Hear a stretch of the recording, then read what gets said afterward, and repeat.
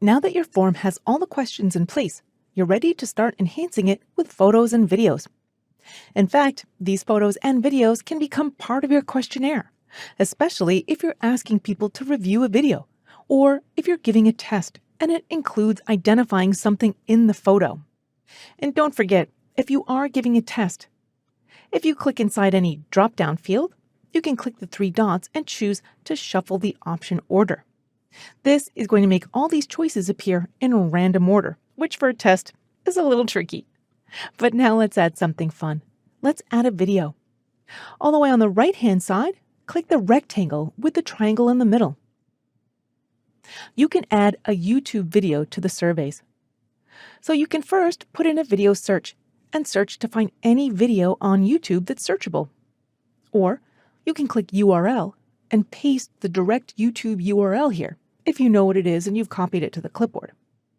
From there, you could click Select, and it will add it to the survey.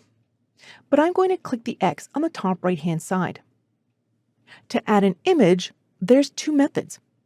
The first one is by clicking Add Image, which is the icon right above the Add Video.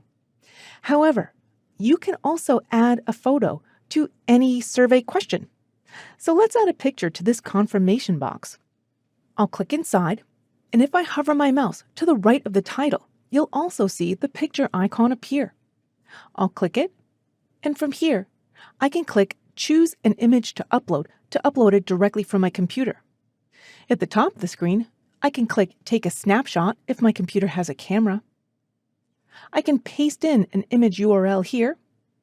I can search my albums, and I can also put in something right from Google Drive. I'm going to click this photo that I've already previously uploaded to Google Drive.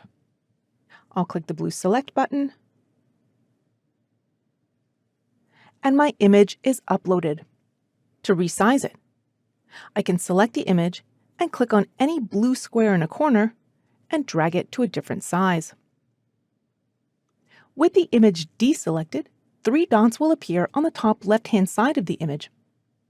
If I click those three dots, I can left align the image, center it, right align it, change it to a different image entirely, add a caption to it, and finally delete it. I'm going to center this.